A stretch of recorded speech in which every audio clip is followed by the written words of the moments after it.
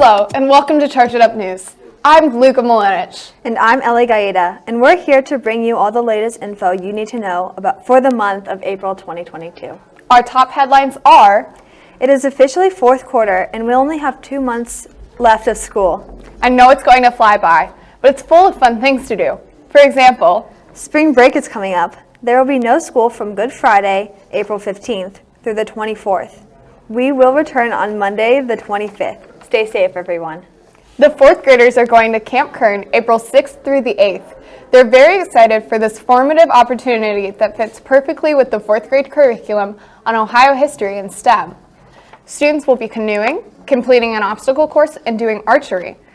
They will take a night hike down Fossil Ravine, play Human Clue, enjoy a campfire, and experience living history, in which students role play that they are pioneers traveling to Ohio. They will have different stops along their journey, including a frontiersman, a medicine woman, a gravedigger, and a school teacher. Lastly, they will participate in the Kern Challenge, which is like the Amazing Race. Have a great time, fourth grade.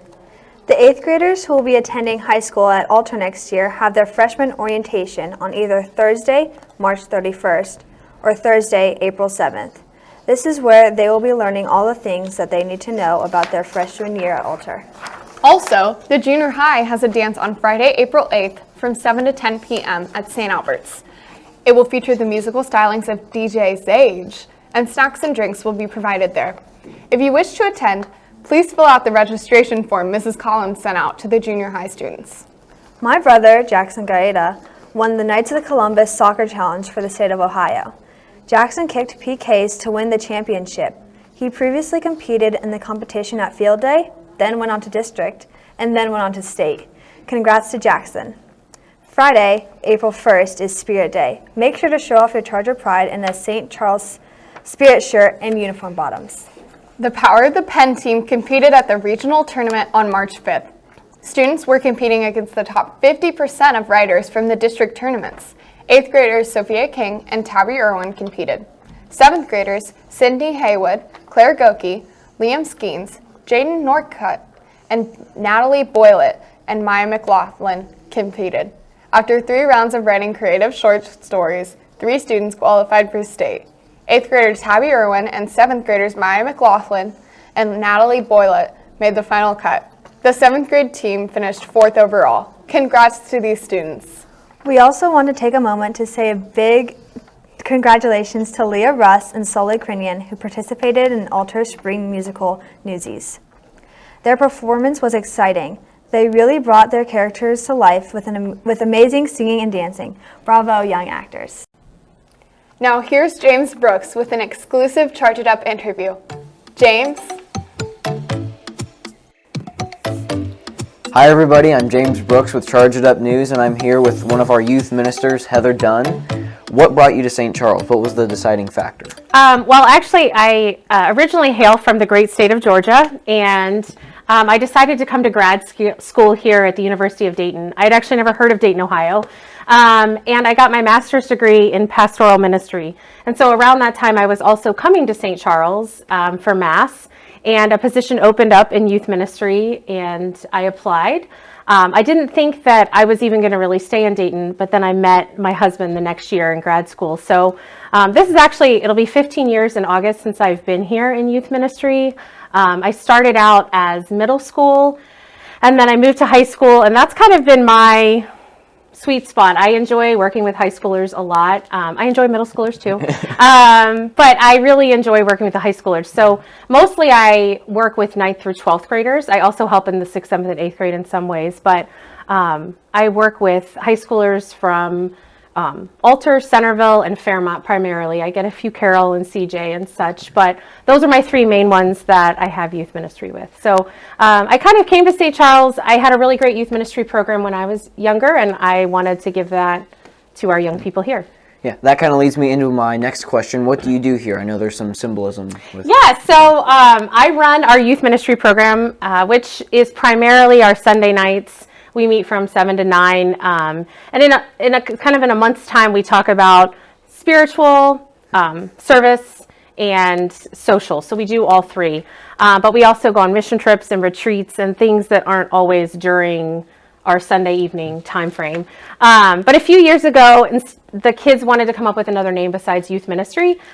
So they came up with DOC, which is why we have this beautiful DOC painted here in the youth room, which stands for Disciples of Christ the King. So the idea is, especially for the 8th graders, after you get confirmed, that you're now on your journey as disciples. And so that we're kind of journeying towards our relationship with God.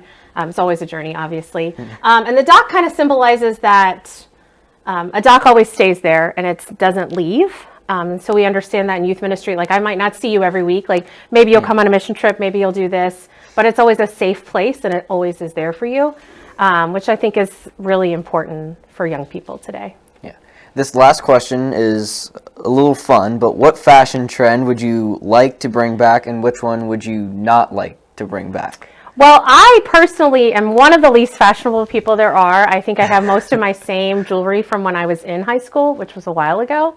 And not to pick on my middle child, but the long swooping hair is a lot as a mom of 3 boys, is a lot to clean and put up with. So I don't know, definitely not the mullets. I'm not a big fan of, sorry to anybody who has a mullet. I know that's kind of coming back. Not necessarily my thing.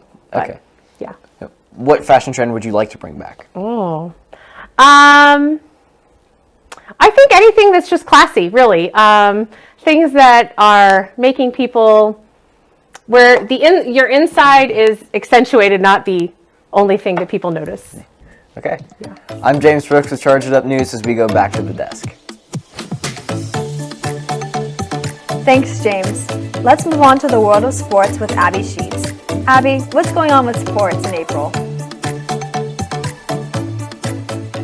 Hello, I'm Abby Sheets with Charge It Up News, giving you some insight on sports for April.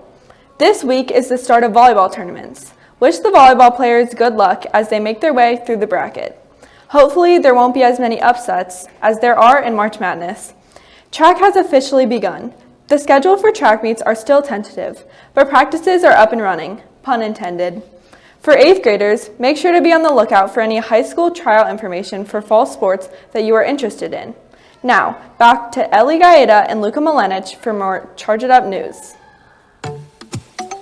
Thanks, Abby, for your informative report. Now on to some important information about our Science Olympiad team. 17 junior high students on the team participated in 23 different events, including build events, study events, and lab events. They're building and testing a trebuchet, Rube Goldberg machine, balsa bridge, homemade musical instrument, mousetrap vehicle, ping pong parachute bottle rocket, and a capacitor-powered glider. Some of the other events include decrypting ciphers, studying the solar system, exploring climate change, studying ornithology, and identifying rocks and minerals. They participated in 2 virtual invitationals in January in preparation for our regional tournament in March. The team placed 7th in the regional tournament, which qualifies us for the state meet on April 9th. Good luck to all of our young scientists. The 2nd graders are wrapping up their preparation for the First Communion. In preparation, they have participated in a Jesus retreat, took a tour of the church in the form of a scavenger hunt, received the Sacrament of Reconciliation, and are currently working through their religion book and First Communion reports. We can't wait till the 2nd graders can join us in receiving the Eucharist. This has been Charge It Up News for the month of April. Thanks for tuning in. If you have any information you would like us to share in our next report, feel free to drop us a line and we'll let the St. Charles community know all about it. This has been Luka Milenich and Ellie Gaeta. We'll see you next time. Remember to Charge It Up!